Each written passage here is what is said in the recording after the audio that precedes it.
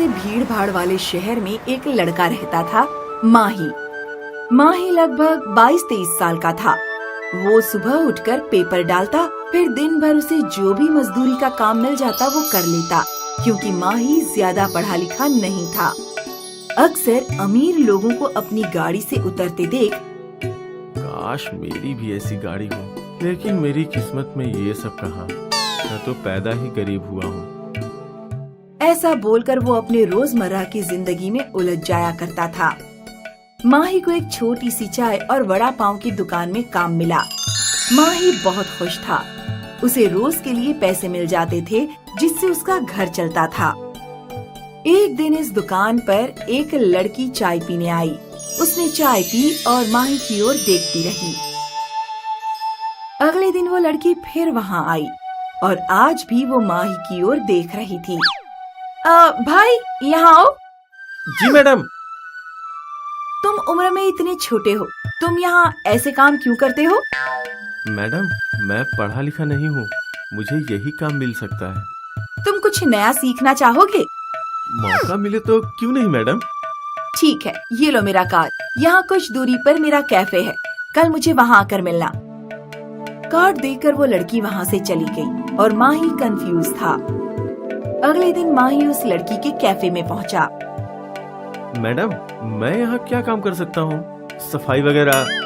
तुम बहुत मेहनती हो, तुम सीख जाओगे। मेरे हिसाब से तुम्हें किचन में काम करना चाहिए, जिससे कि तुम नई नई डिशेस बनाना सीखो। जैसा आप बोले।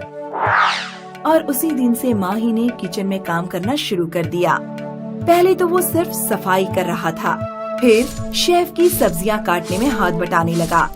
वो शेफ को अच्छे से ऑब्जर्व करने लगा कि कैसे वो चीजें पकाता है। कुछ दिनों बाद शेफ और माही की अच्छी दोस्ती हो गई। भाई, इसको क्या कहते हैं? आलू की सल्ली? नहीं, ये तो फ्रेंच फ्राइज है। वो क्या होता है? ये आजकल के बच्चों का बड़ा ही पसंदीदा फास्ट फूड है। फिर शेफ ने माही को फ्रेंच फ्राइज बनाना सिखाया। कुछ दिनों बाद माही किचन में फ्रेंच फ्राइज बनाने लगा। अरे वाह, तुम्हें तो फ्रेंच फ्राइज आ गई। जी मैडम, शेफ भाई ने सिखाया। अच्छा है शेफ जी, इन्हें बर्गर भी सिखा दीजिए। जी मैडम। और फिर शेफ ने माही को बर्गर भी बनाना सिखाया। कुछ दिनों बाद माही फ्रेंच फ्राइज और बर्गर्स बहुत ही अच्छे से बनाने लगा। तभी कैफे की ओनर ने उसे अपने पास बुलाया। हाँ मैडम। अब जब तुम्हें फ्राइज और बर्गर आ गया है, तो तुम अपना स्टॉल क्यों नहीं डालते? मैडम, मैं यहाँ की तनख्वाह में खुश हूँ। ऊपर से स्टॉल डालने के लिए मेरे पास पैसे भी नहीं है। स्टॉल डालने के लिए पैसे मैं दूंगी, बाद में तुम मुझे वापस कर देना। पर मैडम, आप ये सब क्यों कर रहे हो?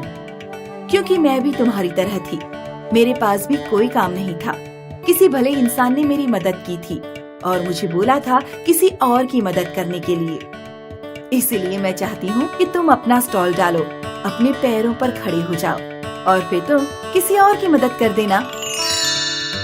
माही ने मालकिन की बात मान ली और उससे पैसे ले लिए। कुछ दिनों बाद माही ने अपना फ्रेंच फ्राइज का स्टॉल खोला और कैफे की मालकिन ने उसका उद्घाटन किया। जल्दी ही माही के फ्राइज फेमस हो गए। कॉलेज स्टूडेंट्स और यंगस्टर्स की वहाँ पर भीड़ लगने लगी। माही का मुनाफा बढ़ने लगा। माही ने अपनी सहायता के लिए लोग रख लिए और देखते ही देखते माही का छोटा सा स्टॉल अब बड़ा सा कैफे बन गया। और आज भी माही रोज उस कैफे की मालकिन की पूजा करता था। कहाँ एक कम पढ़ा लड़का जो वड़ा पाव की दुकान में काम करता था और कहाँ एक कैफे का मालिक। और इसकी वजह थी उस कैफे के मालकिन की अच्छाई। इसीलिए कहते हैं, अच्छाई बांटने से बढ़ती है।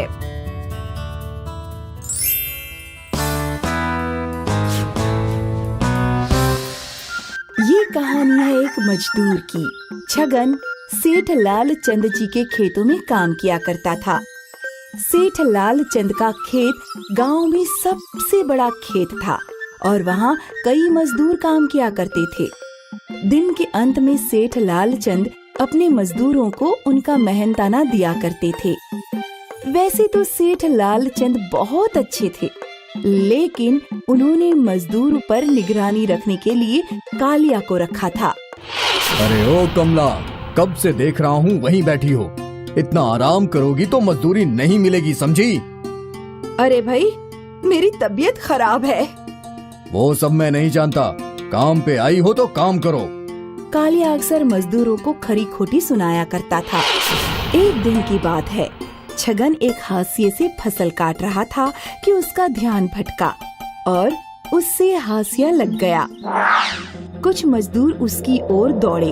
एक औरत ने उसकी मलहम पट्टी की और फिर सारे मजदूर काम करने लगे।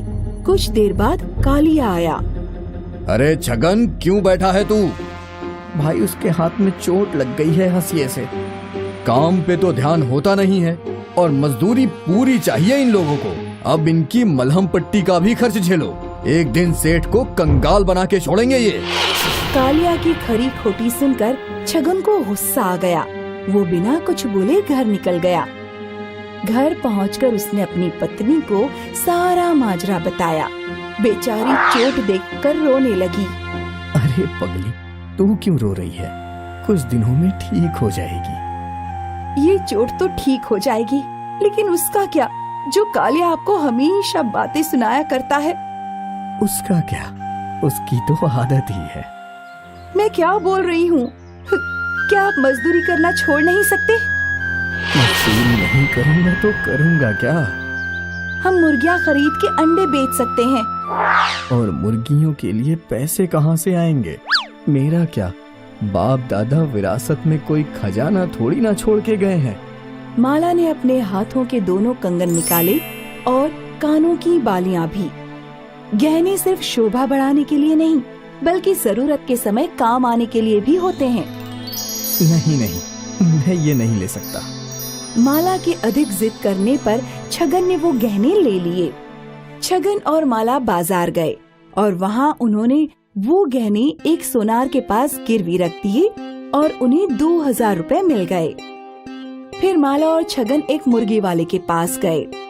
भाई, एक मुर्गी कितने की है? वैसे एक मुर्गी 100 रुपए की है, लेकिन अगर आप 10 मुर्गियां लो तो मैं एक मुर्गी मुफ्त में दे दूंगा। अरे वाह! छगन ने व्यापारी को 1000 रुपए दिए और व्यापारी ने एक बड़ी सी टोकरी में 10 मुर्गियां और एक मुर्गा भर दिया। छगन और माला घर आए और फिर उन्होंने बैम्बू के टुकड़ों से मुर्गियों के लिए एक घर बनाया।